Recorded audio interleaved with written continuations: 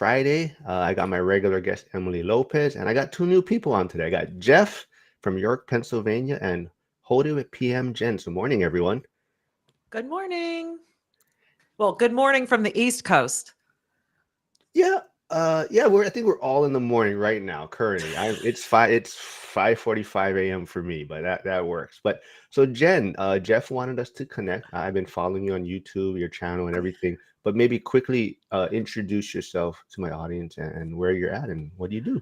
Well, thanks so much. I am Hold It with PM Jen. PM stands for property manager. So I've been managing properties for other people for over 22 years. Currently, I've got a 13-year business, actually one focus property management here in Williamsport. We're managing Williamsport, PA, the home of the Little League World Series. So if you watch that on ESPN, that's what you know us for. A 600 door portfolio of single family and small multifamily, which is what my tertiary market has to offer. About the biggest we have here is like 25 doors and on one property. And we're working for small, everyday property investors. And I have this educational platform because there are two things that our industry is really not delivering to investors. And that is advice and advocacy about the hold part of buy and hold, because the number one way to build generational wealth in America is through buy and hold real estate. And the richest people know that, but it requires you to be an operator. And that is difficult and unsavory and not rich and sexy. That is hard work. It's problem solving, but it is so doable and accomplishable.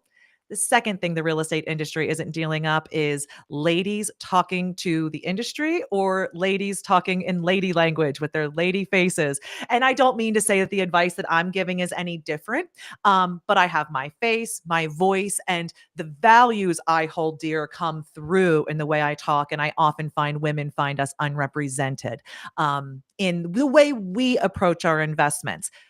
Nothing wrong with how either gender's doing it, but they don't have the same. I always say, if I'm a one-legged sailor from Wyoming who wants to invest in real estate and I'm a man named John, there's somebody who looks a lot like me out there who's written the book, like The Way to Get Rich with Real Estate. There's just a lot of examples that they can look to and feel that they relate to, where for women, there's less. And so I find it's very compelling to bring this to them.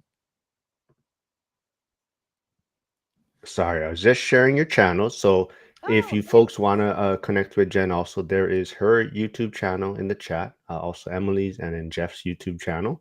But Jeff, like I said, you are also a new guest on here. Maybe quickly introduce yourself and how do you and Jen know each other also? So my wife and I have been investing in real estate in Lancaster and York counties for about, I don't even remember how many years it is. 1984 is when we purchased our first duplex and moved into one of them. And then we have gone down the roads of life for a little while. I started my own business for a while and had it, and then went through a bunch of struggles with it. And we kind of got out of the real estate path for a while. And then in 2008, real estate's kind of the family business. I remember when I was a toddler going with my dad to the first apartment building that he purchased, and we were working in the basement. We were converting, I think it was a 4-unit apartment building, and we were converting the basement to 2 more units. So he was value adding his first rental property. And I hanging out in the basement, nailing doors down to the floor and spilling cans of paint all over the floor. But I was helping out with his real estate. So it's been a part of my life, all my life, essentially. And then in 2008, he started getting out of the business because he was looking to retire and was selling off his properties. And he sold off all of his properties except his favorite choice property, which was a property that he had built. It was basically it was 2 lots in Lancaster, and he built a 4-unit townhouses on each of the lots. So it's 8 townhouses all together essentially. And he really sweet deal that my brother and I got refused essentially. We had already really been taking care of property a lot because he was spending so much time. And so, 2008 wasn't the greatest time in the world to be selling properties. but he deal for us, basically no cash out of pocket. Just make sure you pay me, $3,500 every month for me to live on. So property since 2008, and it's the snowball has definitely taken effect there. Since then, my wife and I have purchased a quadplex. Started with a quadplex in 2017. And then in 2018, I had a coworker that was doing real estate investment, and he was selling off properties. He was trying to sell his property and buy more beach-oriented properties that were like Airbnb type properties because he liked that market better. And so he said, "You want to buy some properties?" And I said, "Well, I don't know. What multifamily properties do you have?" So he showed us 5 properties one Sunday afternoon, and he looked at me and said, "Which one do you want?" And I said, "I'll take them all." So I ended up trying to figure out how to buy this portfolio from him. Went through bank financing, and of course, I already had a limited liability company that we were buying it under, and it turned out I increased our portfolio from the 8 with my brother, duplex my wife and I had, and then we stepped up to 24 unit total with this off-market acquisition from him. And so we kind of been hovering around, kind of maintaining those, stabilizing them, trying to improve them and get the rents up. And then 2 years ago, we decided we wanted to try and find another multifamily property, and we were looking for something with 5 or more units. And we spent a lot of time, made a lot of offers to a lot of different people. I think we put in about 12 or 14 offers, 2 of which we had selected or were accepted, I guess I should say. And then they both fell apart in due diligence. And then finally, in May of this year, we put in an offer on a 10-unit property. Oh, it looks like he's frozen. Well, hopefully he connects back. But Emily, do you have any Was questions? shot. Since I discovered that the roof, the roof was shot, and there was mold in the attic, so we started negotiating with them over that, and eventually they got pissed off and said, "Just cancel the deal." So that one fell apart in due diligence. But then eventually they came back and said, "Okay, we've gotten this stuff fixed." And we said, "If you got it fixed, we're still interested." Of course, fixed is a relative term because we got to the settlement table and the work still wasn't done. So we ended up fighting with their service company and them over getting the rest of the work done. And I'm still not satisfied with the service company, but it got to the point I just had to evict the previous owner and the service company out of my mind and move on, taking care of it the way I want to do it and the way I want things to be done. And so that's kind of where we're at. Emily, do you have any questions for Jen? Before I gotta, yeah. Man, so I feel like I could just go down a rabbit hole with property management stuff. So what made you get into property management? Did you have your own properties first? Were you a sales agent and you saw a void to fill? I mean, what was that journey into property management like for you? That sounds so intentional, Emily. Absolutely not. I was a very bright marketing student in undergraduate, and I got recruited to start a marketing company right out of undergrad. And I did that, and it failed like 9 months after we started it. And so I was living in Harrisburg, Pennsylvania to do that. And I needed a job, just like classic, kind of like graduate, had a $645 rent apartment and needed to work. And so I got in the want ads, and I could always, this was 2004, so late 2003, early 2004, and I could always sell things. And I got a job leasing apartments at a 300 unit apartment community. It was like 4 years old, and it was only 88% occupied, which for a new construction property in a state capital like that, it was absolutely distressed. It was what you call distressed, and it was just being mismanaged. So the staff there was one property manager, one leasing agent, newly me, and one maintenance tech. So I got hired. A month later, they fired the property manager. I was left alone on that property for 2 months before I got a new manager. And in that first 10 months assignment, I got them to 100% occupied. So I did 150 leases. Like, I am a very energetic person. You ever seen like a baby Labrador retriever? That was me. I just threw energy at it. And the company said, "Hey, you're like 6 foot tall, 23 years old, and like, like seemingly have endless energy for this. You're now the manager of the property." And I did various multifamily assignments in Harrisburg. And what it was attracted to me, why I stayed, it was very, very entrepreneurial. And I love that. Like, I come from entrepreneurs. I am not ever, I once in graduate school I had a goal in my internship to work for an enormous company. Because although I had tons of responsibility in the companies I had worked for, I didn't have any name you would know on my resume. And so I got a job at Amerisource Bergen. Oh, I shouldn't say the name, but a Fortune 24 company, pharmaceutical, whatever. And yet all the trappings of a Fortune 24 company, like rigmarole and forms and hierarchy. And I don't like that. I always say, I like to work where, like, if we're out of toilet paper in the bathroom, that's my problem. If the property's being foreclosed on, that's also my problem. Like, I like that. And I love the grittiness, Emily. I love knocking on a door and telling somebody that something's got to change. Like, baby Jesus made me a bitch and I sell it for 11%. And that sounds like I roll around being a nasty, awful person. But truthfully, I'm advocating and holding boundaries for people. Somebody has to say no to the rental applications that don't meet our creditworthiness standards. Somebody needs to pursue late rent and noncompliance to gain compliance or the property. Somebody needs to say no to the parolee brother who wants to move in, or the 15 Rottweilers. I mean, you get my point. And that is why people struggle in the hold part, because they are not equipped emotionally for the conflict that comes up.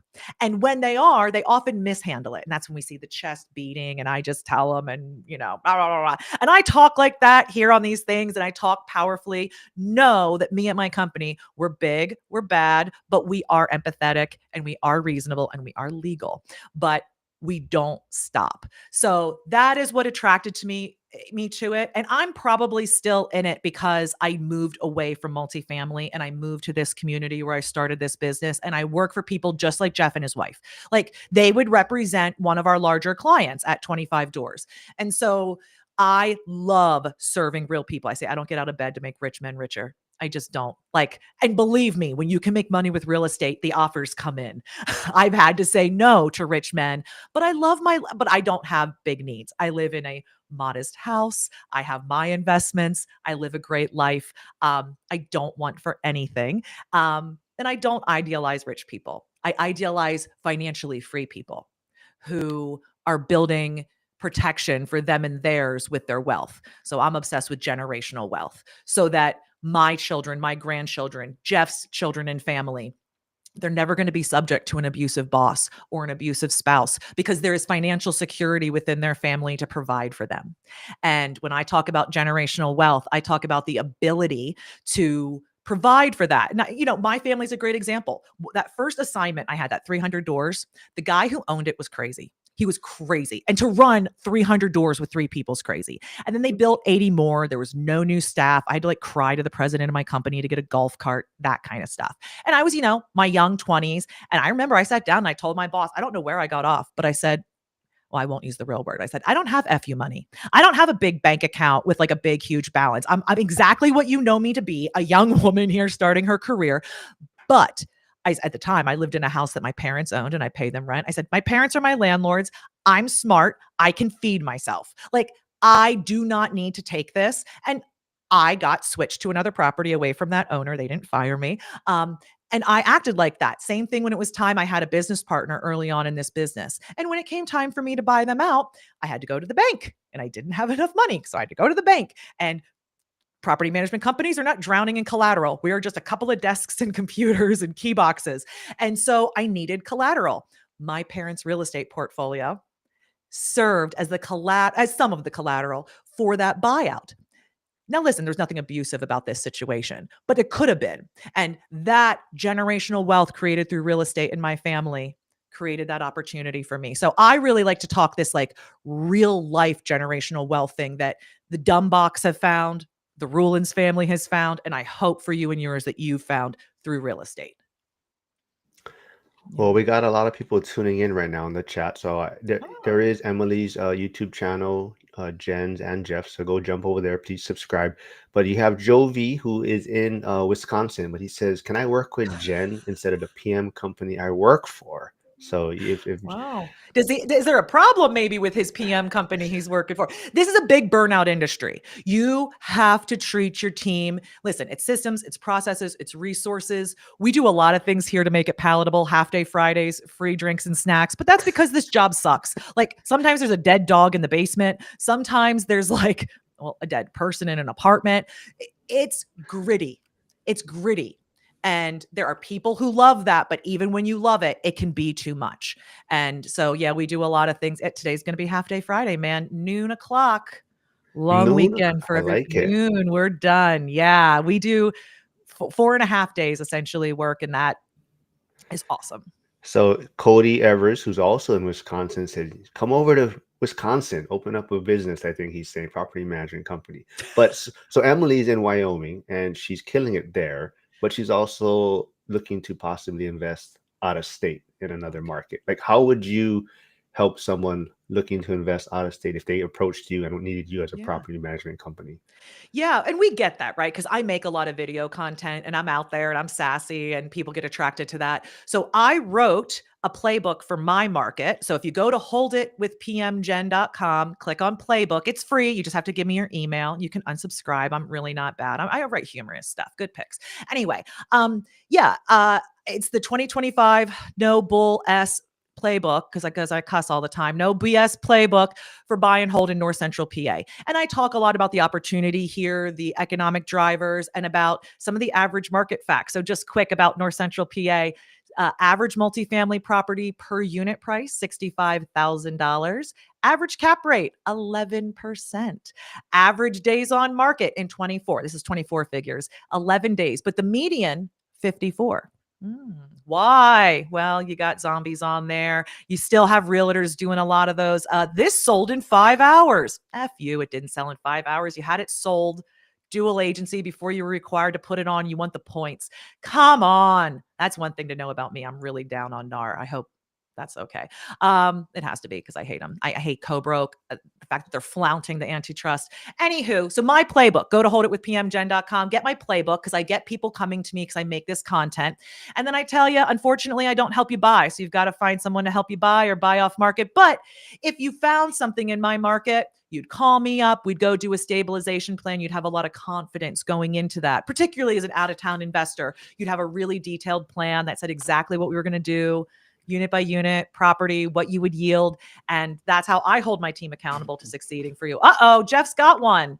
He got one of my stabilization plans because I teach on this. So he has one from one of my classes. Yeah. And that's what I do for people, but that's no other property managers are doing that. People don't act like that's what you're going to get with every property management company. I'm a special little unicorn. So if somebody wants to buy in an area that you work as a property manager, they're going to need to find another realtor because you're exclusively in your niche of management. But they say, okay, because my concern buying, because I know my market, but when I start looking at other markets, my concern is the listing agent or even the buying agent who wants a deal. Unless you find someone scrupulous, which is 5 to 2% of the agents and the rest are junk, they're not going to be honest with you about the market because they just want the sale and they don't care if you come back to them. So somebody who is putting an offer on a property, whether you have a fee or not, like I'm happy to pay, you're willing to go in and give them honest feedback and have an honest conversation about that property in your market, and because they maybe don't trust their agent all the way yet. Yeah. And because I'm signing, so just one thing about my contracts, even though I work long-term with clients, they're month to month. So you can fire me anytime and And I you can can fire fire you them. anytime. Yes. Well, and that's honestly why it exists, Emily. You're Yep. very bright. If I've made the wrong decision and brought the wrong client into the machine. So yes, I do that stabilization plan and that is free. That is part of my service. And listen, the goal here is to be really realistic, to say, no, you're going to have to take that porch off and rebuild it. I don't Yep. care what your realtor said to you, because you are so right, Emily. The entire real estate professional industry only gets paid when you transact property. So they're like a hammer who sees every problem like a nail. Can't collect rent. Don't know what to do about the maintenance. Can't figure out the neighbor situation. Sell it, sell it, sell it, get something else. Because at the closing table, every single person at that table, the lender, the realtors, the appraiser, the inspector, the title company, and the seller all get a big fat check. You, the buyer, get nothing. You get the property and the risk. The property manager gets all the mislabeled keys and half the leases and expectation and the promise of 11% over time, right? I make bitty baby checks for performance. And that's why when I explain, like, the problem is, if you're into investment, who do you go to for advice? Realtors have purported themselves to be the advice givers. And I'm telling investors, talk to a property manager who feeds their family on the rent, who, in order to remain productive, like if I was managing your pizza shop, if you love pizza shops, right? And you invested in pizza shops and you bought a pizza shop and you're like, oh gosh, I got to go to my business. I wish Jen had a bit more attitude. Josh, you are a sassy monkey. And I do too, frankly. So if you love pizza shops and you bought a pizza shops, she should have been a cop. See, I can't look at this. It's so distracting. And you bought a pizza shop and you're like, great, closed on my pizza shop. Are you going to hire the guy who buys and sells pizza shops all day and makes 40,000 every time he transacts one for you? Are you going to hire the guy who has the Sandy Safe certificate, who shows up at 4 a.m. and accepts the cheese delivery and knows how to put the pepperoni on and hire the people and close them up and clean the toilets? Sorry, I'm the toilet cleaner. I am the trash man of real estate. But this is where the money is made. The hold part. You can buy it for almost anything, and if you hold it for long enough, it will still outperform most major asset classes.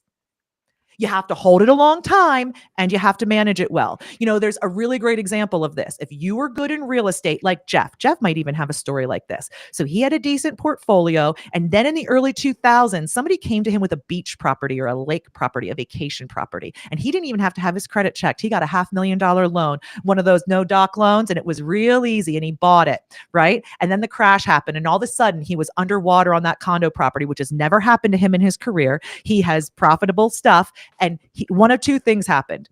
In 2009 or 10, he got mad and he sold it and he took the loss, or he held it. And today he's either thrilled to shit that he held it, or he looks at that Redfin number every couple of months and just hits himself in the head. If I could have just hung on, because time heals all deals.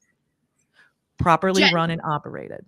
do you ever, so you have your own investment properties too, you said, correct? Oh yeah. Okay. Mm-hmm. But that came after property management. I didn't start there. Yeah. Have you ever sold any of your properties? You have held on. Excuse me, I'm 44 years old.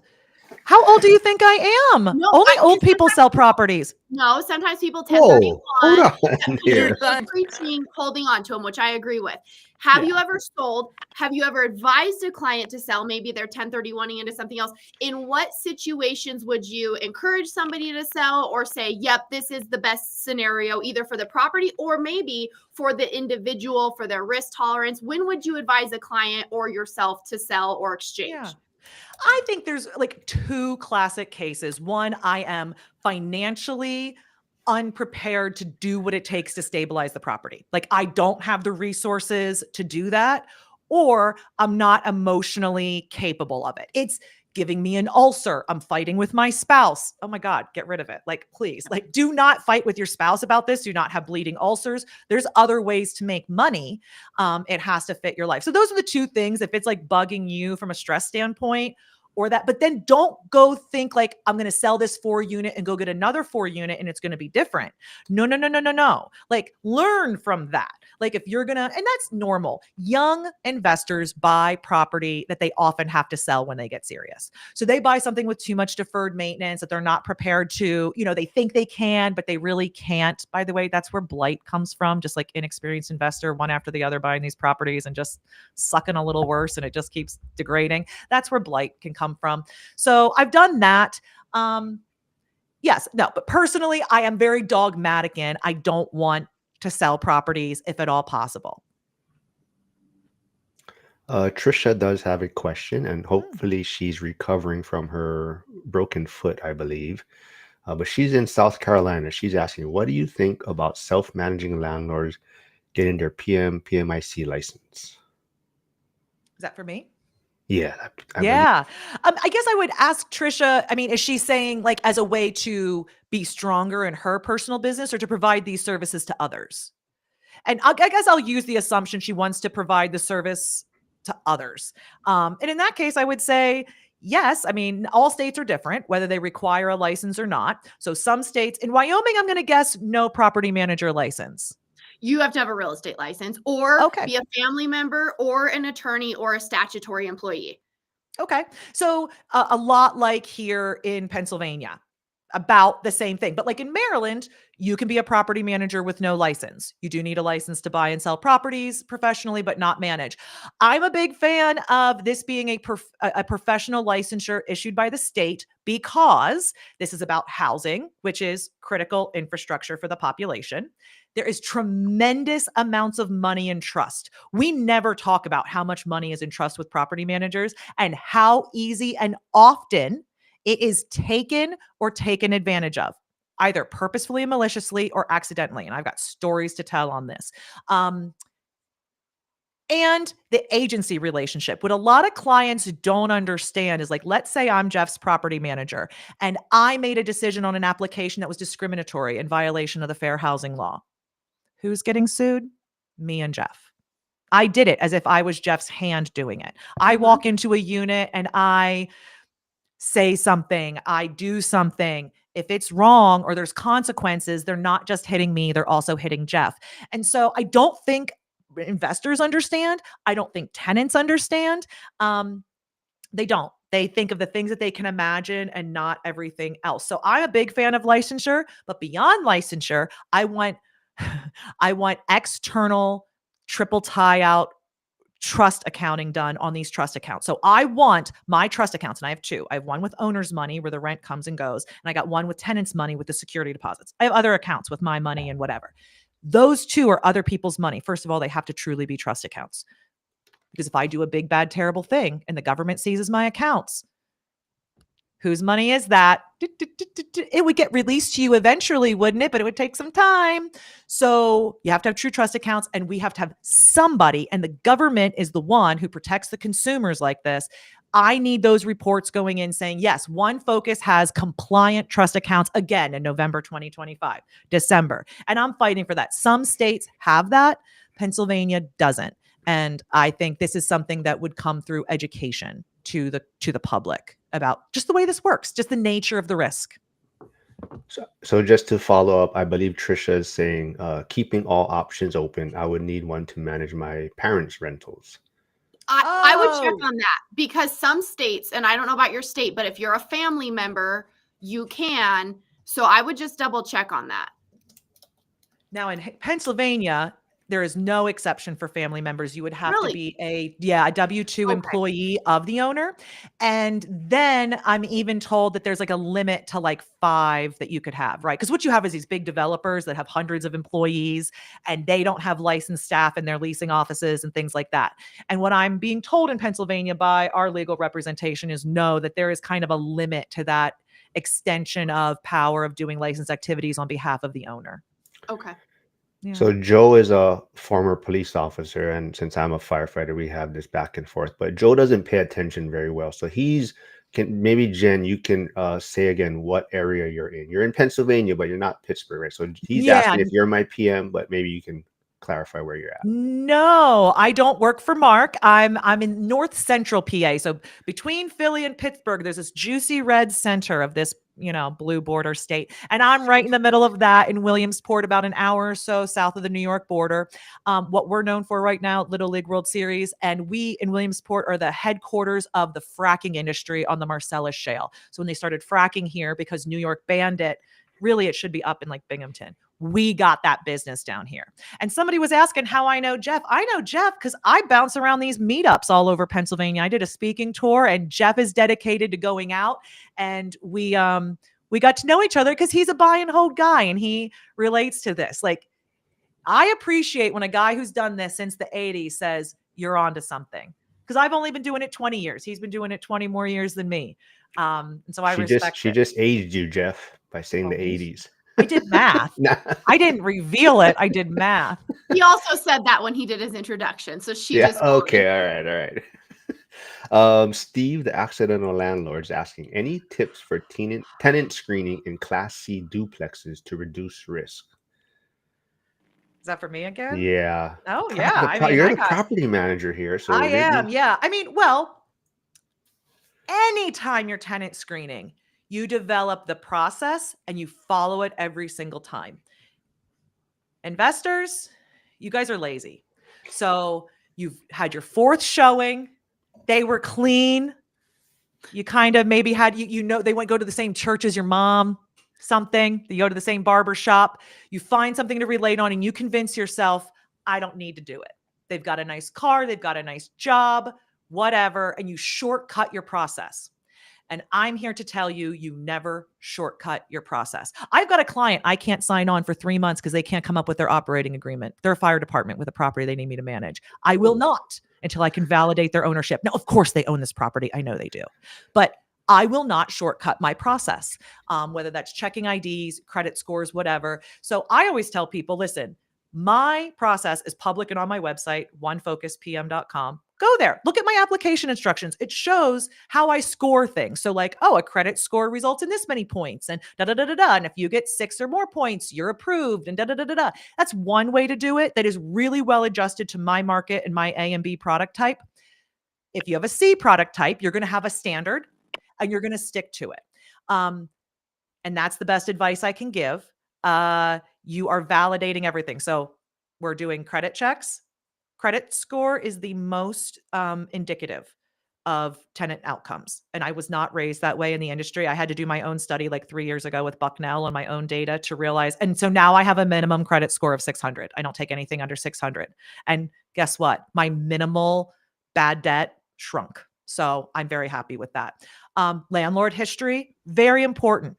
Super hard to get accurate information. You can't go, well, the information's no good. You have to do it because there are landlords like us who will tell you the truth, even if we are evicting them, like even if it makes it harder for them to get out or whatever. We're verifying income. And that is probably the thing you're going to get the most fraudulent documents around, right? You're going to get fake pay stubs and things like that. Got to verify. So we've moved on to like a plaid verification where I'm like, Marc will say, I make $10,000 a month in my job. And I am going to do, plaid is that verification to bank stuff. So if you're doing anything with banking, they do something in the application that allows us to get the deposit information into their account to essentially validate, yep, the deposits match up and make sense with what Marc reported. He's not falsifying this. The bank is showing us. Now, is everybody banked? Nope. And in Class C, you're probably dealing with more unbanked people than not. So you're going to be calling employers. You're going to call the gas station and go, Joe does work there 40 hours a week, making $15 an hour. Great. He's not temporary or seasonal. Thank you. Right? Like, so now that pay stub makes sense. That pay stub, he didn't just get fired yesterday, something like that. And then criminal, which as we all know is not, it's more of a pass fail. You have to have a business case for declining based on criminal, for having a rule on that. But that's how I do it. But yeah, discipline and show. And I'd say probably the thing about any tenancy is showing them from the beginning what they're going to get. Right? Like if you want a lackadaisical landlord who just like makes stuff up as they go and whatnot, you're not going to be attracted to my company. You're not going to be attracted to my long page of instructions, to all the answers put in front of you, to the lease being given to you ahead of time. you're going to want that experience. But if you're a person who takes care of their housing and isn't afraid of like abiding by a lease, you're going to love One Focus because you want somebody to cheerfully answer the phone and go, "Oh my gosh, your shower was cold. Let me get Joe out there in an hour." Right? Like, because that's all we're doing all day. This is all we're doing is take care of you.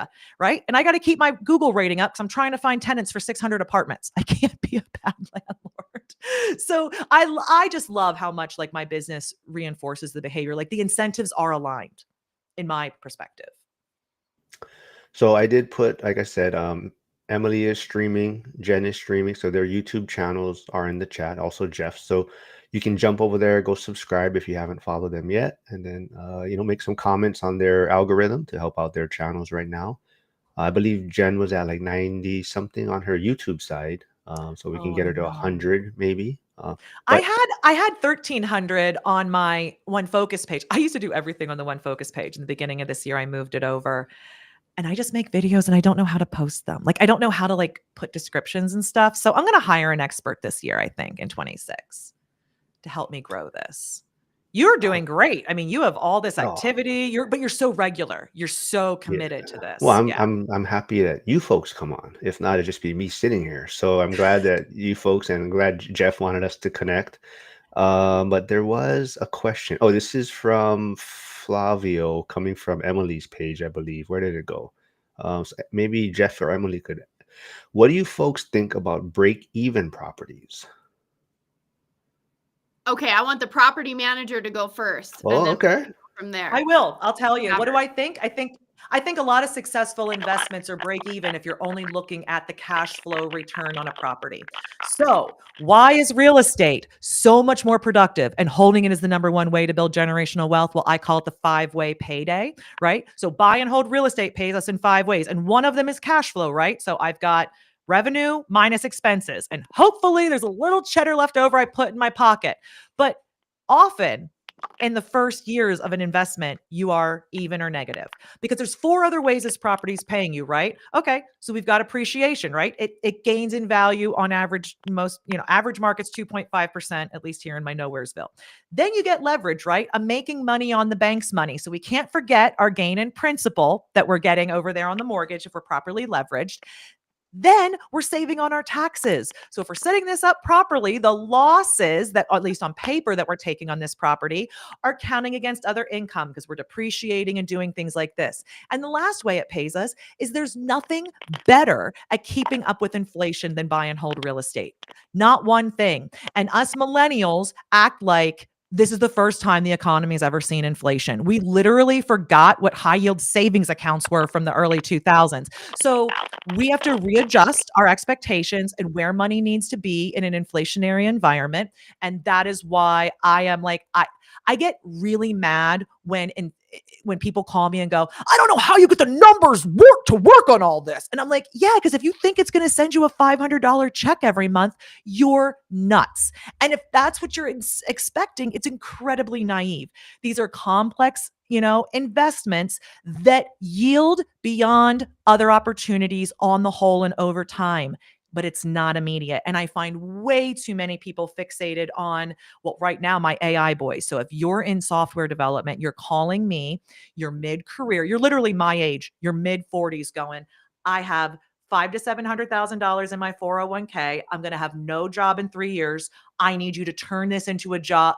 And in theory, if I properly allocated that $500 or $500,000, 20% leverage across some income properties with a yield of 20% cash on cash, I could replace their $100,000 a year income. That's the math they're seeing. They don't understand how foolish that is and how that is a long-term game. You make these purchases and in 10 to 20 years, you're living that life. You are not living that life in the first 10 years. So that is what I think about break-even properties. What do you non-property managers think about break-even properties? Wait, Jeff, what is your job again? He's an engineer.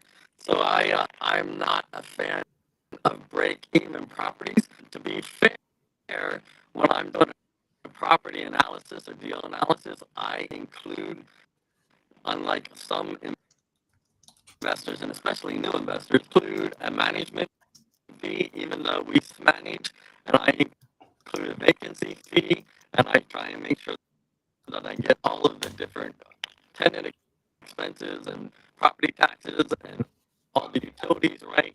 So if my property breaking even, it's not entirely breaking even because I get the management fee. So, but I really try and avoid them. All right. Jeff, I believe your audio is coming in muffled. I'm not sure if you want to try maybe bounce off and come back in, but your audio is all muffled up.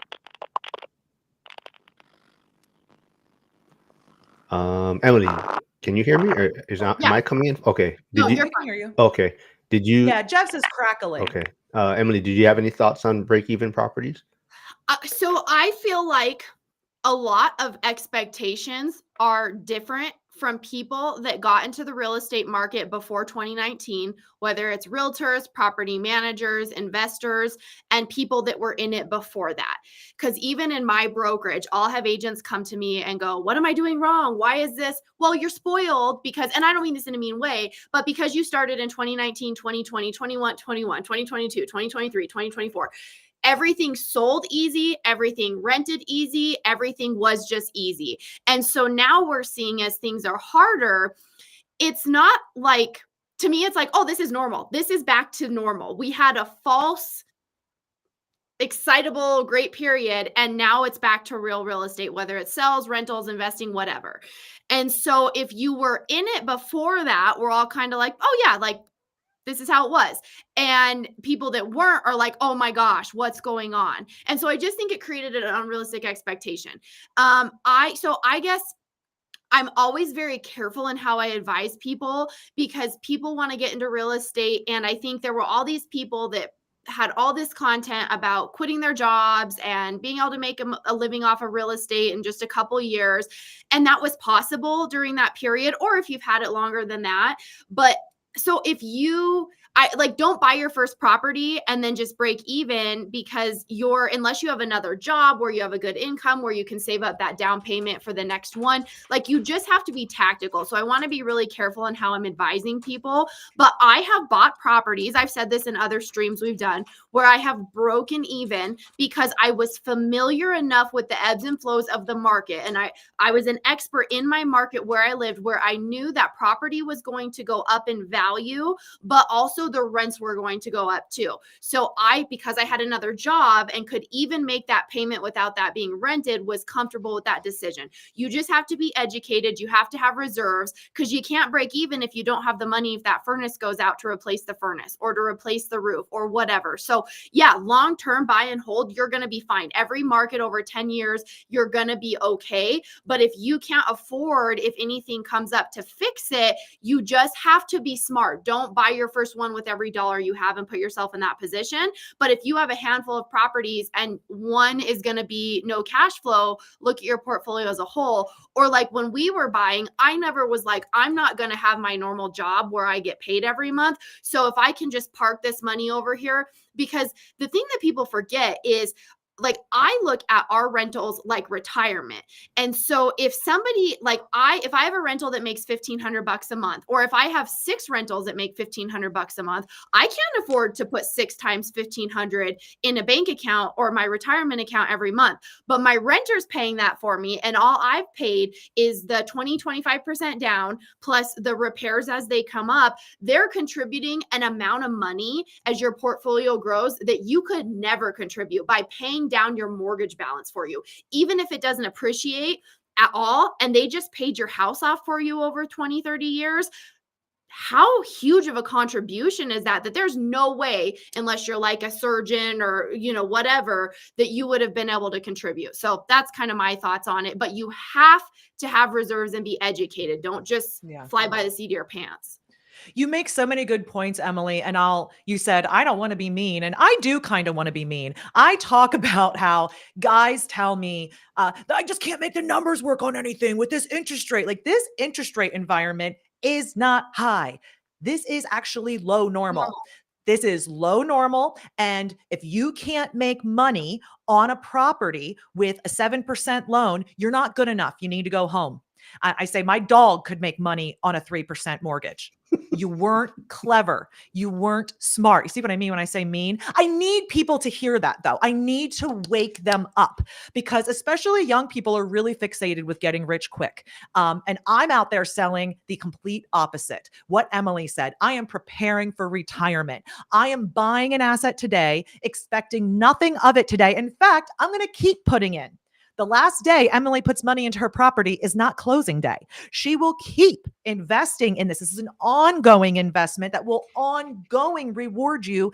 And it's like a flywheel. The first one does suck. It's hard and you don't know anything. You're inventing the solution every time. The second one, you have even less time. The third one, but when you get to Jeff's point, when you're at 25 doors and you've built processes and you've built equity, he and his wife have made a very conscious decision not to go to 100. It's very easy to get to 100 from 25 once you figured it out.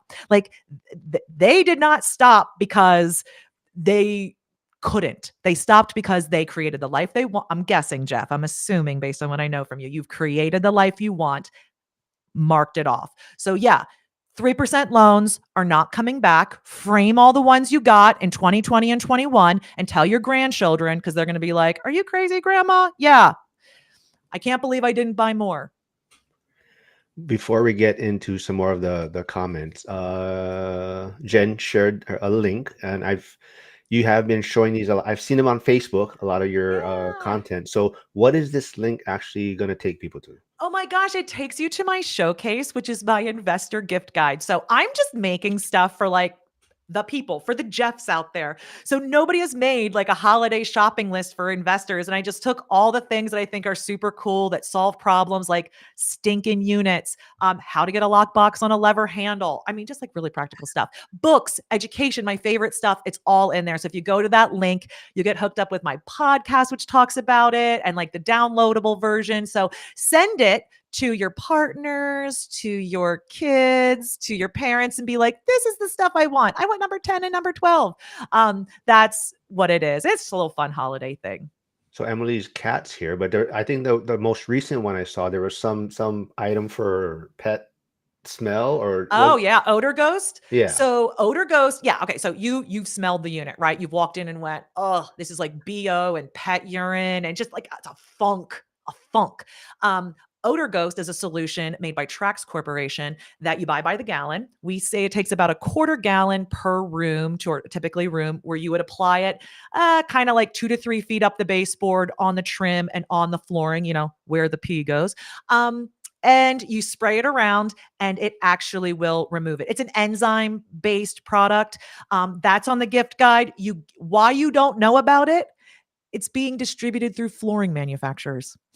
Like, so we get ours at toolsforflooring.com. They do not have it in Lowe's. This company is about to make a release of product actually this month called Smoke Ghost for your fires and your cigarette smoke. Maybe Mr. Firefighter would appreciate a little smoke ghost. You probably got a little smoke smell in some of your stuff. Yeah. And I'm really looking forward to trying that, because right now, like the odor ghost isn't great for the smoke stuff. We're doing best with cleaning, sealing, painting, and then ozone treatment. And the ozone machine's also on this list. Yeah. All right, so there's the link in the comment section, so go check it out. And even on last week's stream, people were suggesting Emily come up with a video, or maybe you can do something like that for your tool bag, your DIY channel, right? Did you work on that yet? I thought about it in my head, like my list of, okay, here's the things I have in my truck, like in my center console that I always have, like the couple tools that I can MacGyver most things with. And then here's my tool bag that I have in my backseat of my truck. And then here's like, you know, like the things if you were starting. So I haven't done it, but I have kind of like brainchilded it. Hold on, I saw, so there was Ike put a comment about some big takeaway he said he got so far. Where did it go? It was about, shoot, let me find, oh, here. Ike says time heals all deals, major key. Yes, I buy properties like in my area. And when I go, okay, am I going to do this as a flip or is this an investment property? And people always go, what's the plan? And I go, well, it's a flip unless the market declines or I find something really expensive. And then it's a long-term rental property. So the plan, there's some I buy knowing there'll be rentals, but sometimes it's like, it's a flip unless it goes bad. And then we'll hold on to it as long as we need to recover or it stays in the portfolio. Right. Stan says buying 10 properties likely won't let you quit your job within a year and still maintain quality of life, but it's possible those same 10 properties might do that for you in 10 years. Well, That's right. And one property, so I had a guy comment on my YouTube channel, my DIY one when I started putting the investing stuff there. And he's more of a contractor type guy. And he said, he's like, I want to give a perspective here. He was in his 70s. And I think he had only bought one property, or maybe his property either had one other rental or a second rental or a second and third rental. And it was on his property. So he always could kind of really pick who he was renting to. And people didn't really trash it because he was on the property as well. And he was just talking about how what having one paid off good quality property does for him now in retirement. I mean, even if you just think of an area, and this is high, it depends on your market, where you had an extra $1,800 a month free and clear. That's a lot of money once you get to retirement. I know people that are in retirement that have very little disposable income. So even just if you're looking at this, I don't want to be some big investor. I don't want the stress of having a bunch of properties, but 1 to 4 paid off properties in retirement could substantially supplement your income. You don't have to have a bunch to really help you if you're just looking at it long term. Yeah. So is my audio better now, Mark? Yes, much Yeah. better. Awesome. So I wanted to, Jen, it's kind of with full of Apple. You jinxed yourself, Jeff. Sorry, man. Oh no.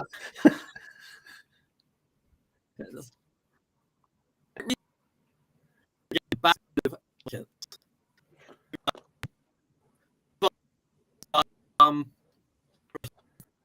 All right, Jeff, I think we're gonna have to bounce you. Your coconut wireless isn't working too well today. So It's that Lancaster County Wi-Fi. Yeah. I'm from Lancaster, by the way. Like that's something Jeff and I have in common, as I'm from Lancaster originally. And yeah, the Wi-Fi isn't strong. The Amish are using it all the bandwidth. They don't let any of the English on. You know So- what? That's funny though. I go to like Amish gatherings here. There's like Amish around. I have a lot of Amish clients, and my husband, who's a geologist, he's not in real estate, and he'll hear this. Oh, is that Jen? Oh, hi, Jen. Oh, Jen's here. Jen's here. And I go, you guys are watching me on the internet. I know you are. I know you are. I get around to some barn meetings, but not that many. He's like, you're famous among these people. And I'm like, I know. They got secret phones out in the shed.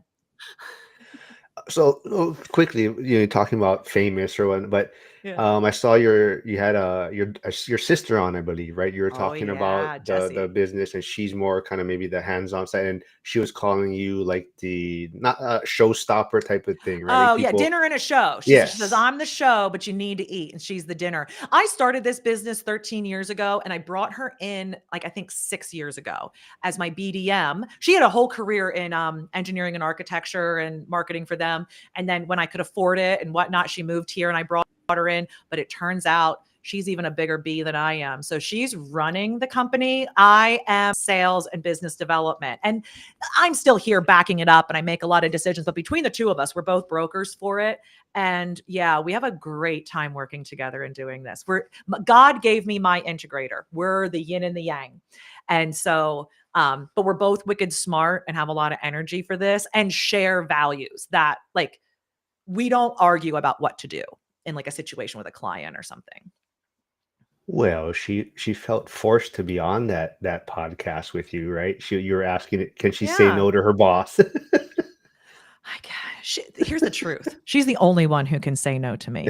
So she plays this like martyr role, but believe me, she don't do one thing she don't want to do. Like that, she is safe in her position because she is the only one who can give me a look and I'll be like, all right, I'll shut up. Like, I know I'm taking But it too far. you right actually now. touched on that, right? You said someone has to say no to you so many times a year or something, right? So is that? Yeah, That's the joke, is that she gets to say no 3 times a year and she's used them all up that morning. That's something she says a lot. She's like, "Oh, I get to say no 3 times a year and I actually used them all this morning." Yeah, because I am like, I'm a lot. I'm colorful with it. I'm trying to get people's attention around an unsexy thing, which is like work hard for a long time and enjoy rewards. That is not the message real estate is giving us. There was one comment in here I want to just address before we're ever done here. This person said, one way, this is Craig Lessler, said, one way to make sure there is plenty of cash flow is to pay all cash for the property and buy it at an 8% cap rate in a good location. Yes, but if you do that, you are missing out on the biggest fucking opportunity in real estate, which is the leverage. You cannot go get a loan to go buy Berkshire Hathaway stock. You can go get a loan to buy a high performing asset in your community that is tax advantaged in America. So it's great. That's great. And listen, paying off the property and keeping it without a mortgage will hide a lot of inefficiency and loss. Having a high paying W-2 job along with real estate, can I tell you, your real estate's probably underperforming. If you're a doc who owns and manages properties and you are self-managing them, I will bet you $1,000 today that I could make 20% more on those properties if you let me manage them. Why? Because you could either go deal with that problem at that property, that non-compliant tenant, that deferred maintenance, whatever that is, the expense that you got to go shop insurance to get your stuff taken care of, or you can go make $7,500 on a shift tonight. That's because you're a good property manager, though. Because here's the problem. Most Okay. property managers are not good. And I'm sure you know this by seeing all the other people that operate in your community. I have made the tactical decision that if I buy a bunch of stuff here and I leave, or I want more freedom, I will hire a statutory employee to manage my portfolio, because we have 2 property managers in my community. You don't have options. And so I think that's the hard thing, is it's hard to find a good property manager. And you are the first time I have ever talked to somebody and went, "Oh, I would be comfortable having that person manage a property for me." And I've talked to a lot of people in real estate. So I think that, yes, if they're doing it right, but most are not. So my question for you, for somebody that's in an area where there's actually competition and they can shop for a property manager, what should people be looking for? What questions should they be asking? What are red flags? I mean, if you could just say, "Hey, they're not in your market, they can't use you," what should they be looking for in a property manager? Yeah. So generally speaking, there are 2 kinds of property managers for the investor, like we're talking about. For you, Emily, for Jeff, for us. Okay. They are realtors who do this as a sideline. So they have a very active sales business, and in order to keep their clients happy, they provide some management services. Or they're a successful personal investor like Trisha, who, "Oh, I figured this out and other people want me to do this. And now I kind of go pro." And usually they have a pretty decent, like they've built 100+ stores. They've got handymen, a leasing agent, a bookkeeper. And they start to go, "Oh, if I take on Emily's 30 doors, well, that pays for the bookkeeper. Shit, that's great." That is kind of how most property management companies are born. I come with a different flavor because I did multifamily. I did this for big business to a small town with my brand new MBA. I started giving this to small town people. That is the difference between me and the others. Okay. But if I'm shopping, if I'm in Williamsport and I'm going, "Hey, how do I find who I want to work with?" I want to work with somebody like Jen, who's dedicated to property management. This isn't a sideline to them. She takes education. She has all the tools and resources. Well, you're going to go to our website and to our social media. So if you go to a property management website, it is pretty common, if they are their own successful personal investor, they're highlighting the properties only. So often they'll have like the properties up, but you won't be able to learn a lot about them. If they're a realtor, you can't even tell they do property management. So go to their social media, go to their website. That'll tell you what they're into and doing. Maybe they're a serial entrepreneur. They're doing 4 other businesses. Okay. You guys can read a million books and articles about all the questions you can ask about fees and agency and all of that. Here's a couple of things I think you should ask that nobody's going to tell you to ask. Ask them where the broker is. So if you're in a state that requires licensure, there's a broker. So in my office, my sister and I are the brokers, and the people under us are salespeople. The broker is the one the consumer truly is doing business with. Where are they? Are they in another state? Is this a white label broker? Are they running some other companies? Where's the oversight here, right? Because I'm trusting you a lot to go operate legally on my behalf on my properties. So where's the broker? How involved are they? Where is the money? Okay, I want to hire you, property manager. Where are you going to store the funds in trust? And now I want to hear where and what kind of accounts. And I want to ask even, are they FDIC insured? Why am I asking these kinds of questions? I care about the answers, but I care about how confident they are in answering them. Not one client's ever asked me, not one. And I said, God, I wish you would, because they are FDIC insured. We do have trust accounts. We do have all of this. We are triple tying and all of this stuff. But they don't even realize how much trust they're placing in me. They don't even realize. So I want to bring to your attention the trust. And then I want you to ask them very clearly how and what they're going to do in different situations. So if they're willing to sign your property without ever going to see it, without ever seeing the lease, making commitments to you about the outcomes they can produce for you without ever seeing the situation, that's naive. That is easy for you, the consumer, to sign up and get a solution really quick. It's a pain in the butt when I be like, oh, we have to go to the property and then I need a day or two to come up with a stabilization plan. Like, that's a pain. I know. For me, especially, it's the work for me, but it's what it takes to know that I've gotten you into a good relationship. And I see that all the time. I see business development managers for property management companies take a call from Jeff today and go, great. I think we can do great for you, Mr. Jeff. Contract's on its way. Just sign it and we'll get started. Like, and I know when they show up, they find like a burnout shell or they find something crazy. And that just speaks to naiveness, because if that property is fully nuts, the way I'm expected to be paid at a percentage of the rents, if the property doesn't produce, I don't get paid. So I'm a bad property manager if I don't have a road to income on your property. And too often, I think it's these people just kind of money grab. They see reoccurring revenue, sign it up, do it. Don't worry about it. The expectation is low. I want to raise the expectation. I want to start exposing people to real property management, make property managers be better. Because when you have good property management in a community, tenants get better service, increased housing quality, affordability, reliability. Investors actually make a positive return, right? Can you imagine if you actually realize the return on the investment that you had? When tenants are getting treated better and investors are making a profit, investment happens in a community, bada bing, bada boom, economic development. Housing is infrastructure. This is why the government gives us tax breaks for operating housing. It's like bridges and tunnels. The country needs it. And we are 4.5 million units short in this country. Stan is following up. He says, using leverage on a property and getting a 30-year mortgage allows you to pay year 0 principal and interest in year 30 while collecting year 30 rental rates.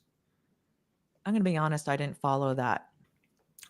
I think he's basically saying by the time, if you pay it off, you start your rent now, right? So he's basically paying 0 interest at that point, right? So in the beginning, you can leverage it. And then towards the end, now you're taking advantage of acquiring that property. That right? your costs are kind of marked to when you bought it. Right. Yeah. Well, if you can get a 30-year fixed rate mortgage, sure. And here, though, is so Craig was the one talking about paying cash earlier. Yes. So he says for cheaper properties, paying cash saves several $1,000s in lender fees, which can add 5% or more to the cost of the purchase. Well, Craig, go buy a bunch of them cheap in cash and then go to your lender and blanket them and leverage them properly. Okay? Save your costs. Do it all at once on one portfolio. Let's see. Anything else? Or do a revolving line. Well, I guess not if you're buying and holding them. Never mind. Yeah, I think it just depends. I think people just miss, and this is where, I think Dave Ramsey is so good for people that have screwed themselves over. It's a good starting point, or it's good. He's great for most of America who needs basic financial information. But when he talks about that he has all his properties in cash, the amount of income that man earns is not normal for anybody to expect. And so if you're a normal earner, to think about the money I have made in real estate, and it's not even possible if I would have had to wait till I could buy my first property and finance the renovation. And I'm a general contractor, so that's just materials. That's not even labor. You are losing out and do what works for you. But you got to think about the time in the market you're losing and how slow you're acquiring properties if you're waiting till you can buy them in cash, and how your cash is losing value as you're saving it to try to wait to buy a full property.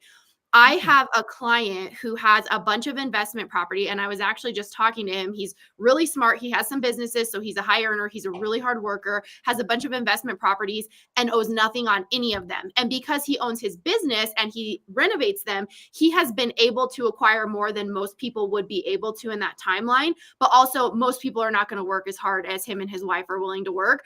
And so I was just talking to him about, I went and talked to him yesterday, and he was talking about borrowing to, against them to buy other stuff in areas. And I told him about lines of credit and DSCR and all the stuff that I'm doing now against the equity in my properties to be able to buy more properties. If you waited, and I'm not leveraged high, like I have good debt to income ratios on my properties. I'm not pulling a lot out, but the amount that you can use to then buy and then use your property like a bank, like you're just missing out on so much opportunity if you're not using debt. And I'm not saying be irresponsible, but there's just you're shooting yourself in the foot. You're slowing yourself down big time if you're not using leverage responsibly. Yeah.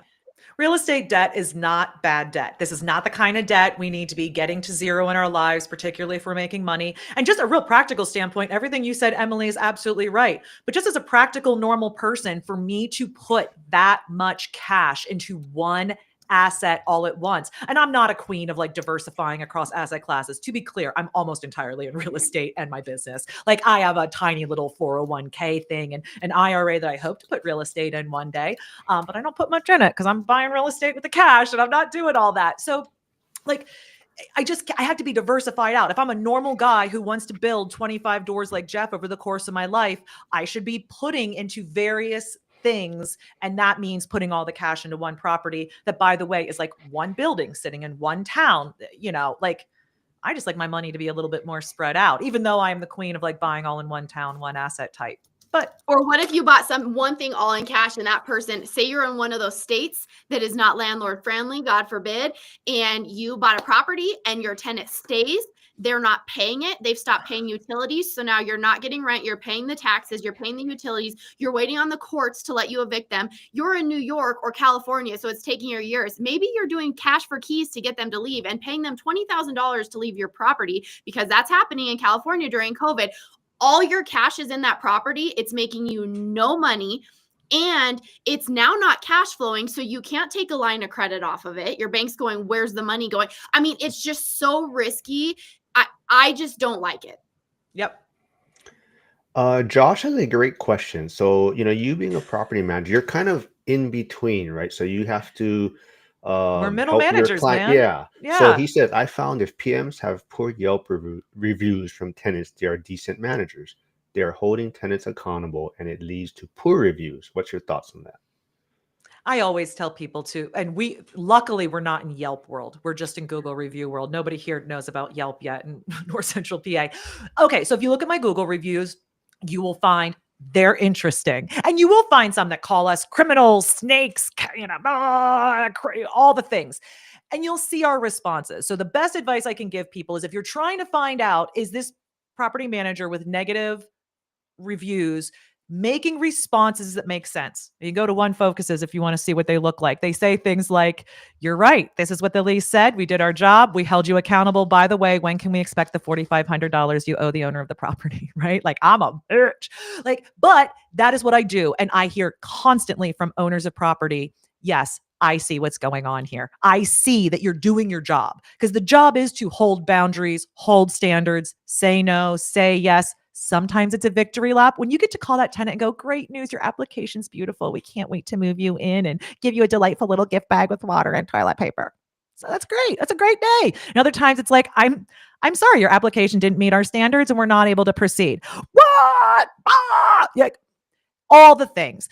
You have poor housekeeping in your house and I come in and I send an inspector every 2 weeks until you get it better or I evict you over it. Like, that is something you will make a complaint about. So I do think if you see all positive from tenants, it can be a sign that you've got a people-pleasing property manager. Here's another warning sign about realtor/property managers. Realtors never make an enemy. Everyone's going to buy or sell. Everyone's going to refer a buy or sale. And realtors are really popular people. They're friendly people. They keep it up. They are not good people at holding boundaries in your deals. They are not the chop wood, carry water people. They're not going to knock on the door and say the dog's crapping in the yard and you're not picking it up. The dog tie out is here again. This is the third time this month. Like, they will never engage in that kind of conflict. And that is why people respond to me and they love me as a property manager, because I do kind of live my life with that, like, boundaries are boundaries. And I try to put a little fun on it. I try to make it like witty at least. But at the end of the day, we're making money on rental property. We're landlords for hire. This is the job. So your commenter there is very astute to realize that it is a mixed bag. And what property managers are doing, what we're talking about at our conferences, is how to be really ambitious about getting those 5 stars to weigh them out. So we're all instituting programs that ask everybody at the points of delight, when they just rented the property, when we fixed their problem in 3 hours, when they, got to use their free late fee waiver from their resident benefits program. Hey, what about a 5-star review, baby? So we're doing a lot of that and rewarding our team. And that's how I have 300 plus reviews and 4.5 stars or whatever, because you're right. My letterhead pisses a lot of people off. The messages on my letterhead sometimes are not welcome. I think one thing, sorry. No, go ahead. That you mentioned that I think is really good is how your manager responds. Because when I start looking in other areas and thinking about a property manager, I again think they're going to be not great, because tenants are going to leave reviews that got evicted, that didn't pay their rent and don't like to have a consequence.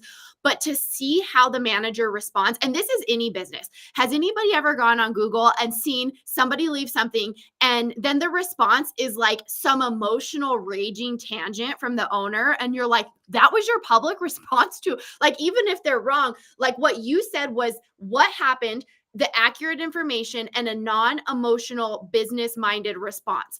That is what people are going to see that are prospective clients that are looking for a manager that are not idiots. So like you said, here's what happened, here's why you're not happy, but there's no emotion in it. So I think that's one thing that's really good. And then the other thing that I am really gathering from this conversation with you is, I think we see all these things in business where people say, try to get stronger at your weak points. I think there's a time where we need to understand what our strong points are and what our weak points are. Like, I think different people have different personalities for different things. Like somebody said, you could have been a good cop. Like, my husband used to be a state trooper, and he has the personality to deal with difficult situations and stay calm. I love rental property for investing, and I am a contractor. My least favorite part is dealing with people. That is not my strong point. I don't need to get stronger at it. I need to find somebody to put in place who is good at that. So sometimes the answer is not make yourself good at everything. It's finding the person who is really good at what they do and just putting them in place. And so like somebody like Jen, who is made to do something like this, if you're not, that's okay. And find your strong point and then hire somebody like her if you're lucky enough to have somebody like her in your area. Yes. Yep. Find the right person. This is on my gift list, and I keep a stack of them here because people call me at different points in their investing journey. They're exploring property management. And so many people, sometimes it's getting from 2 to 4 doors. Sometimes it's the 20 to 30 doors. But generally speaking, most people tap out around 30 doing it themselves. Even if they're doing it full time, they start messing up. Those people need to find a who, which could be a property manager. It could be, Emily, your plan. You're going to hire an employee. Or it could be the how. And what people who've built things of scale have realized is that you go for the who and not the how. And the Hold It with PM Jen podcast, I do a 3-episode series started this week and it'll go for 2 more. It's all about adding global remote team members to your investing business. So Emily, you're a contractor. Do you have employees in the contracting business? No, now I only renovate properties that I buy. I don't do anything for anybody else anymore. Mm-hmm. So what I find, remote team members are fantastic for those of us in the trades and for investors, because they're handling all the admin things, keeping that moving smoothly, keeping your documentation together and scheduling. And too many investors think, I need the runaround guy. I need the guy to run around and do signs and go to the store. No. You get in the streets. Let the computer work be done by somebody for $5 an hour across the world. And I live that truth. I talk a lot in the podcast, that 3-episode series about, I have 5 full-time Filipino people in my 15-person company. So 5 people here managing North Central PA rental properties, live and sleep and work in the Philippines in the middle of the night. Kind of like it looks like Jeff's in the middle of the night there in Lancaster. He's in a different time zone, Lancaster. It's still dark there. Jeff, so how did you find Jen? I know you got a meetup, but how many property managers did you have to go through before Jen? Oh, he doesn't hire me. This is my basement office. Jen's not in my market. No, I won't manage Although there. she has a really good friend that is in my market and is a property manager that I meet with probably monthly, more frequently than I meet with Jen. And so the first time I met Jen at a Lancaster hack, Yeah, real estate hackers. Lancaster real estate hack, that's the name they go by. And she just presentation before another developer that was there doing real estate stuff. And it's hilarious. And she's standing up in the front of the room and she's looking around and she's talking and she says, I know you. What's your name? And I don't remember the woman's name, but it turned out to be somebody Rebecca. that Jen went to high school with. And so it's just like hilarious. Oh, it's so embarrassing. I was up there. They only gave me 10 minutes and I'm trying to do this speaking tour and I'm doing my whole like razzle dazzle. And I just keep seeing this woman's face. And down in Lancaster, like, I don't know if this is like you when you go to your hometown, it feels like you recognize a lot of people, like just like the shape of their face, their fashion. It's just all very familiar. And she just kept catching my eye and I'm really trying to stay focused. And in the middle of talking of like, I don't know, was there like 70 people there, Jeff? I'm like, you, I know you. What's your name? And she kind of looked at me like, you do know me. And she goes, my name's Rebecca. And then I said her maiden name. I said Warfel. And she's like, oh, well, it's actually Styles now. And anyway, and I'm in front of 70 people like, oh my God, so good to see you. No. So I did a speaking tour this year. Jeff met me because I have been trouncing around Pennsylvania. So I've been running a real estate investor meetup in my town. It grew at the end of last year. I needed a new venue. So I went and booked a fire hall. I mean, this is like true, like real estate investor shit. This is like fire halls. Like I'm bringing in speakers, the whole thing. And my attendance plummeted in 25. I got 12 people at the first 3. And at the third one, it was like May or June. I was like a little bit like crying in my like Cheerios. I was a little bit like, oh, nobody wants to go to my meetup. And so I was like, I'm going to do a speaking tour. And I called it my town doesn't deserve me. So I'm coming to your speaking tour because I'm holding resentment against these people for not coming out. And I just literally used video emails. So guys, hot tip for investors. I use BombBomb so I can send a video email. And it's me going, hi, I'm Jen and I do this. And I'd love to come to your meetup. I love it. And like, by the way, I'm not charging anything. So book me. And I booked myself out at like 8 different meetups across Pennsylvania. My dad drove me to all of them this summer. He was my driver, roadie. And I've done about like 15 podcasts plus like 2.5 seasons of my own. So this year I've just put out a lot of content. Next year, I want to speak on stages at real estate investor conferences. So if you love me on the live feed, you should try to fly me somewhere. I'm a hoot. And yeah, I'm nice and I buy drinks and I'm a hoot and a half. And so I want to be on stages like Bigger Pockets, again, talking about the hold period. I really am so uninterested about how you bought it or found it. There's so many people out there talking about that, giving great advice, but nobody's telling you what to do with it once you have it. You know, Pittsburgh's in Pennsylvania, right? Yeah. Do you know how big Pennsylvania is? Yeah. Island boy. But we had, there was an in-person meetup in September when some of our people that are in that actual boots on the grounds there put together an in-person. Is it called Dig? Meetup. I have no idea. What do you mean? The place? No, the group. The group. No. No. It was just kind of from the One Rental at a Time community, Michael Zuber's community, and just there's going to be an event in Vegas in February that Emily and I are attending, and we're trying to convince Jeff to be there. I have a whole list of places in 26 that I'm pitching myself to go. I'm already booked. I'm doing a keynote in Nashville in January.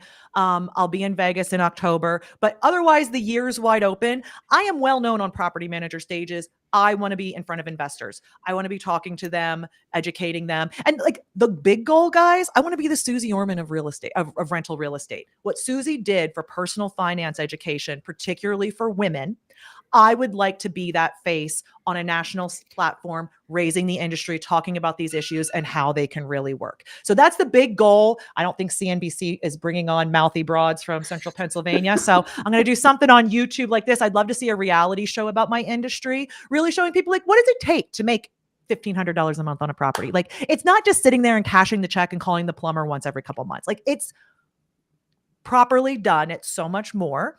And it's so freaking important. Sorry. All right. Was that your alarm? Do you have to run? I do have to run, but why don't we just do this last one here about documents from prospective tenants? I am okay with copies because I'm not like working in 1990 where we have to get originals. So we want IDs. We want to check IDs, that they're valid, that they actually look like the person. And we often are doing things remote now with people. We're doing self-showing. So I might not ever have laid eyes on Jeff. We'll have to figure out a way to lay eyes on Jeff, right? So if Jeff has self-shown that property and he applies and he sends me a license with that face and his name and his address and his date of birth on it, I have to unfortunately get you on a FaceTime or a Zoom and look at your freaking face. Sorry. Oh, New Orleans. That's fun. I'm supposed to go down there in April. Maybe I'll go do that. Anyway, so we're going to check IDs. We're also going to remember what is not in the credit check system. So you can run a credit check through Zillow or TransUnion Smart Move or one of those. Two things are not going to be on that credit report. One, public judgments. So we are not going to see public judgments on there, meaning if another landlord has a case against them, as of July 2017, those are no longer showing up. So you have to go check the state. So if I'm looking at somebody with an address history, according to the credit report, all in Pennsylvania, I check the Pennsylvania portal. But if Jeff, my applicant, has lived in Louisiana and California and Pennsylvania, I'm checking all those states' portals. A little bit laborious, but we're doing that. What else? Oh, address history is on the credit report. So I'm picking on Jeff. He's my applicant. He gives me his address history for the last 10 months or 10 years. And I look at his credit report and I see other addresses, maybe indicating things he's not sharing with me, right? I build the timeline and he has to explain to me what was 101 Woodland Court. What was that, right? And you suss it out. I feel bad for you guys only doing like one app a year. It is really hard to build an instinct and a process around something you do so infrequently. Yeah, maybe I'll work a little bit. Maybe I'll do a how-to series on how to vet and underwrite a tenant's application and the options available. I have to get familiar again with what's available to the self-managing landlord because we're dealing in like big tech tools here. Like our app fees are $65, guys, and I am not proud of that. But that doesn't even cover the cost of me processing this application. I know in Little Nowheresville, $65. Guys, thank you for subscribing to Hold It with PM Jen. This is such a fun group. I didn't know what to expect with a live stream. And I mean, of course I know Jeff, but I've just gotten introduced to you, Marc, and I've never met you, Emily. Emily, we have something in common. I own a construction company here too with the PM thing. And I'm telling you, ever since I put women in control of it, every job comes in on time and on budget. And it is not because we're out there swinging hammers. You know why it is? Because we are not afraid of making a call. This is what I say. We don't go like, oh, Joe didn't go there. He was supposed to be there 2 days ago. No, if Joe's going to be there at 8, I'm watching at 8:05. And if Joe's not there, I'm like, hey, Joe, is everything okay? And he's like, what do you mean? I'm like, well, it's 8:05. And you said you're going to be there at 8. Squeaky wheel gets the grease. Nag a hag. I am naggy. But that's what it takes. Jeff, if you're my client and you want that porch redone at that price and in that, don't you need me? You don't want me calling you and going, I don't know. He's such a pain in the ass. I just had it on my personal property. I'm converting from oil to gas. I'm getting 2 new central air furnaces put in. I've used that plumber for 13 years. Something happened. He's not doing the job. He's had my $9,000 for 3 months and I just have holes in the ceiling. Guess what? He's going to be arrested on Monday afternoon if I don't have a cashier's check in the morning because I already have a detective on it. And yeah, I have a very good record of always getting my money, my client's money. We will go to the Public Utility Commission. We will go to the Attorney General. I've got great. Let's do a storytelling live sometime about all the times. Yes. All right. I got to run to go get, guys, this is so terrible, Botox. Look how wrinkly I am. Enjoy your half a day off. Yeah. Well, quickly, I'm where gonna can go they find you? Where can they find you? Hold It with PM Jen is my handle on TikTok, on Instagram, on Facebook, and YouTube. And you'll also see me on LinkedIn under my God-given name, Jennifer Rulens, Ruelens. But on LinkedIn, I'm trying to shame the real estate professionals more than the investors. I'm really more talking to you guys on other platforms. But sign up for the newsletter. It's pretty entertaining. And there will be more things coming from me in the future. I'm trying to run this company here and, have time to fart around. I'm not like that crazy of a hard worker where I work all night and weekend. Hey, Mike, right. Marc, you need to introduce Jen to Mike Zuber. Me? Well, he's out in Pittsburgh. Yeah, I'd you. love to know somebody in my town. All Well, right. he's Well, not in your town. Jeff, thanks for connecting us. And Jen, thanks for doing it. We'll get you back on some more live stream. Like you said, maybe some storytelling and whatnot. But you have, like Emily said, have a great rest of the half day. See you guys later. Bye. Thanks, Jen. Bye. See y'all. Have a great day, Jen. Thanks. All right, that was fun. I got a few more minutes. I got to get my son up, but you guys want to say any final words before we wrap things up? I mean, Jeff? Isn't she just a storm? Oh yeah, she's great. Great information. I think a lot of people loved having her on, so hopefully we'll get her back on. But Jeff, like I said, Emily will be in Vegas. She bought her tickets, her and her husband. What about you, Jeff? I'm gonna throw you out there on live. Will you be in Vegas? I don't know yet. I'm starting myself around the family week. Well, hopefully we'll see you there. I think it'll be a fun time. Emily has officially said her and the husband bought their tickets. I don't know if they bought or where they're staying and stuff, but they will be there. But what are you hoping to get from it, Emily? Then what is your expectations of the event? I think just communication with people in real estate. I think that everything that you want to learn, you can find online. And kind of what we've talked about is just how hard it is to build that community if you don't have people in your area that have the same passions as you. So just excited to be around people that care about the same stuff I care about. And I'll put, before we wrap things up, go check out Emily's channels. What was your most recent channel videos on both channels so far? Yeah, your DIY one and your real estate one. My most recent DIY one, I posted one last night, but I can't remember. Oh, I did this accent wall. So I just did the That's right, yeah. like a flat accent wall with an angled ceiling, because I think sometimes people struggle when they don't have a flat ceiling and finding the angle. And I don't know what my most recent real estate one was. I'll have to do another one this week, but I can't remember what I posted last. All right, and then there's Jeff's YouTube channel. He's trying to grow his subscriber count. Is that going to be something you're going to try and grow, Jeff? All right. All right, everyone. I'm going to throw out just recently on channel a community discussion about checklists, and I published the checklist that I use when I have new tenants moving in, and it's been received pretty well by people that have seen it. So I hope you all jump out and check it, and also share your most popular checklist, the community and me. So thanks, everybody. Yeah, so everyone in the chat, if you are in the school community, Emily and Jeff are there. So go follow them, reach out to them if you haven't connected with them yet. But everyone, hopefully you have a half day. Hopefully you have a half day like Jen was saying. But if not, have a great rest of the weekend. I'll be back tomorrow. Nick is back from his trip, so we'll be discussing Bitcoin. So we're going to do a weekly Bitcoin wrap up. So